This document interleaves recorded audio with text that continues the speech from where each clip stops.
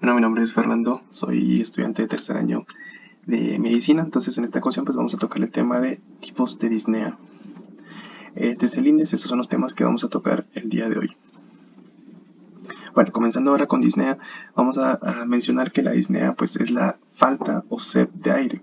O sea, eso quiere decir que es la sensación consciente del paciente de la necesidad de respirar. Muchas veces el paciente puede llegar con nosotros a la clínica o al hospital y nos puede indicar que la disnea la percibe como una fatiga. Nos puede sentir que a lo mejor siente ahogo, que siente que se ahoga cada vez que realiza una actividad, cansancio o falta de aire. Hay que tener en cuenta que no siempre que el paciente nos refiere a estas características, en especial la fatiga, tiene que ser disnea. A veces simplemente se refiere a un cansancio muscular. En los pacientes cardíacos, la disnea pues va a ser originada por una congestión pulmonar que suele ser de venas y capilares, las cuales pues dan como resultado una disminución de la capacidad y de la permeabilidad alveolar por edema alveolar, rigidez pulmonar por acumulación de sangre en los pulmones y broncoespasmo. Aunque no solo siempre, o sea, no siempre tiene que ser por una congestión pulmonar. Muchas veces también puede estar influenciada o puede estar causada por un derrame pericárdico, por un derrame pleural, por un infarto pulmonar o por elevación del diafragma en caso de una citis, que cuando ya sabemos que es una acumulación de líquido en la cavidad abdominal, o por una hepatomegalia. Entonces, continuando ya con los tipos de disnea, tenemos aquí a la disnea de esfuerzo, que va a aparecer con el esfuerzo físico y va a desaparecer con el reposo, aunque muchas veces no siempre desaparece al instante, sino que al momento que el paciente deja de realizar el esfuerzo físico, la disnea suele persistir durante unos 15 o 20 minutos, que es lo que se conoce como deuda de oxígeno. Bueno, normalmente la disnea de esfuerzo pues, va a aparecer cuando aumenta la demanda metabólica del corazón. Esto por un aumento del trabajo del mismo, ya sea porque el corazón se está esforzando más, o también puede verse una tensión emocional, ¿verdad? Que haya pasado por el paciente, ya que el corazón empieza a bombear más sangre. Este tipo de disnea vamos a decir que es proporcional al esfuerzo. ¿Cómo así? O sea, quiere decir que el paciente, ante más esfuerzo haga él, mayor actividades haga el paciente, mayor va a ser la disnea. Se suele presentar en la insuficiencia cardíaca izquierda y en la insuficiencia cardíaca global. La disnea de esfuerzo la vamos a poder dividir de la siguiente forma. Se puede dividir o la podemos dividir en 4 grados. La disnea grado 1, la disnea grado 2, la disnea grado 3 y la disnea grado 4. La disnea grado 1 pues va a aparecer cuando el paciente realiza grandes esfuerzos como correr, subir varios pisos de escalera, hacer deportes o realizar trabajos físicos intensos. Y que normalmente pues el paciente realizaba antes con pues, bastante normalidad. La disnea grado 2 va a aparecer cuando el paciente realiza esfuerzos moderados cotidianos, como lo puede ser caminar, correr brevemente o a lo mejor subir un piso de escalera.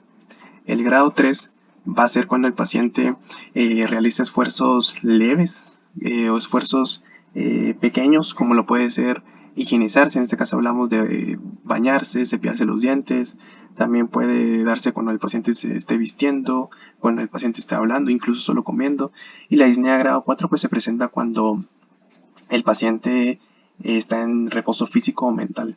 Esto es importante ya que en cuanto a menor sea el esfuerzo para que desencadene la disnea, eso nos va a demostrar o nos va a dar un indicio de que la función ventricular izquierda pues es grave, ¿verdad? Porque ante menor sea el esfuerzo, más grave va a ser la insuficiencia cardíaca izquierda. Bueno, ahora pasando entonces con la disnea de decúbito, tenemos que esta se va a dividir en ortopnea y trepopnea, ¿verdad? Entonces la ortopnea va a ser la que va a aparecer o se va a exagerar en el decúbito supino, en el decúbito dorsal, y va a desaparecer va a desaparecer o disminuir en la posición erecta del tronco y de la cabeza. Entonces, como podemos ver en las imágenes, el paciente pues se encuentra sentado, ¿verdad? Que suele ser la posición que normalmente adoptan los pacientes con este tipo de posición. Entonces, los pacientes pues suelen estar sentados, a veces incluso en la cama con los pies colgando de ella. ¿Por qué adoptan esta posición? Bueno, los pacientes adoptan esta posición porque hay una mejoría en la posición erguida. Entonces esto hace que aumente su capacidad vital, facilitando el juego respiratorio de ampliación y retracción del tórax que se da durante la inspiración y la expiración y la movilidad diafragmática. Entonces esto hace que mejore la congestión pulmonar y el paciente pueda respirar mejor. Ahora, continuando. El mecanismo tanto de inspiración como de expiración se va a dificultar siempre en el decúbito cuando el paciente pues, tiene una disnea de decúbito y se va a facilitar con la posición erecta.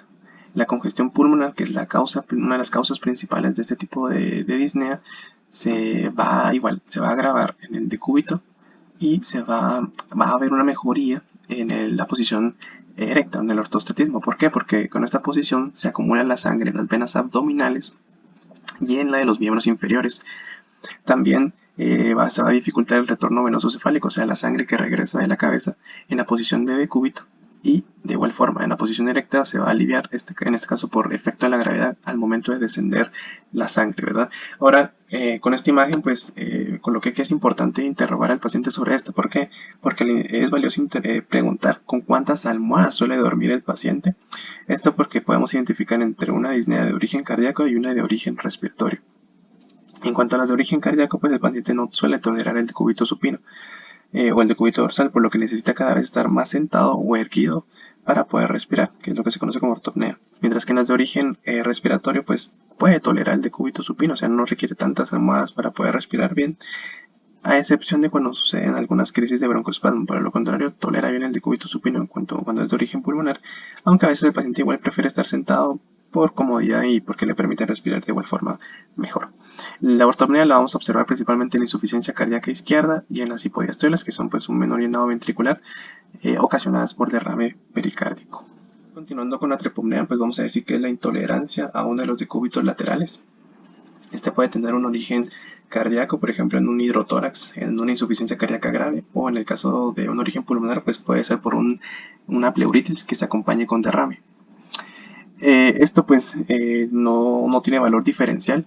Entonces, por ejemplo, cuando se presenta un hidrotórax izquierdo, la trepomnea va a ser del lado derecho y el paciente va a estar recostado sobre el decúbito lateral izquierdo. O sea, eso quiere decir que si el hidrotórax es izquierdo, la trepomnea va a ser derecha y el paciente va a estar recostado sobre el mismo lado afectado donde tiene el hidrotórax. Avanzando tenemos a la disnea paroxística. ¿Qué es la disnea paroxística? Bueno, pues esta es una crisis de disnea que se va a presentar con una aparición súbita, más o menos intensa, casi siempre es por la noche, y esta no va a estar asociada a esfuerzos físicos. Entre las causas que tenemos de la disnea paroxística tenemos tres, de las cuales vamos a mencionar que una es la reabsorción del líquido intersticial que normalmente ocurre durante el decúbito. Esto pues va a aumentar tanto el retorno venoso y el llenado diastólico cardíaco. La segunda causa es debido a un menor estímulo adrenérgico, y la tercera causa es debido a una depresión del centro respiratorio que normalmente ocurre durante el sueño. La disnea paroxística pues va a adoptar dos modalidades que representan un mismo fenómeno: el asma cardíaca, que es el estado inicial, y el edema agudo de pulmón, que es el estado tardío. Ambas se presentan en insuficiencia cardíaca izquierda. Eso quiere decir que el asma cardíaca va a ser el inicio del síndrome y el edema agudo de pulmón va a ser cuando se agrava el síndrome. Bueno, ambas también, como dijimos, se presentan en insuficiencia cardíaca izquierda y van a representar una congestión pulmonar brusca que se produce por una disfunción del ventrículo izquierdo.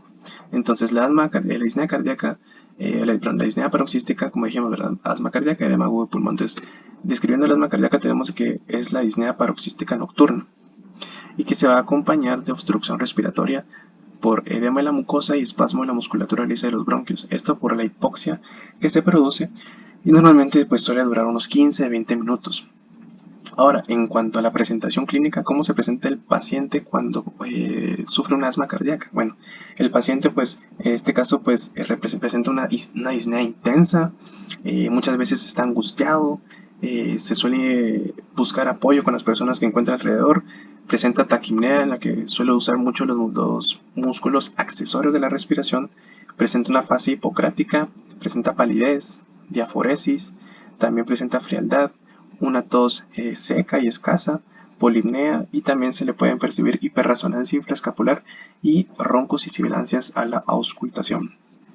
En cuanto al edema agudo de pulmón, pues vamos a tener que es similar al asma cardíaca, con lo que acabo de mencionar, pero va a ser más intensa. Eso quiere decir que el paciente pues muchas veces refiere una sensación como de constricción en el pecho o incluso en el cuello. El paciente ya en esta etapa pues presenta una tos húmeda que se acompaña de un abundante esputo, que suele ser un fluido espumoso, rosado. Esto debido al trasudado que se produce de la sangre y del plasma.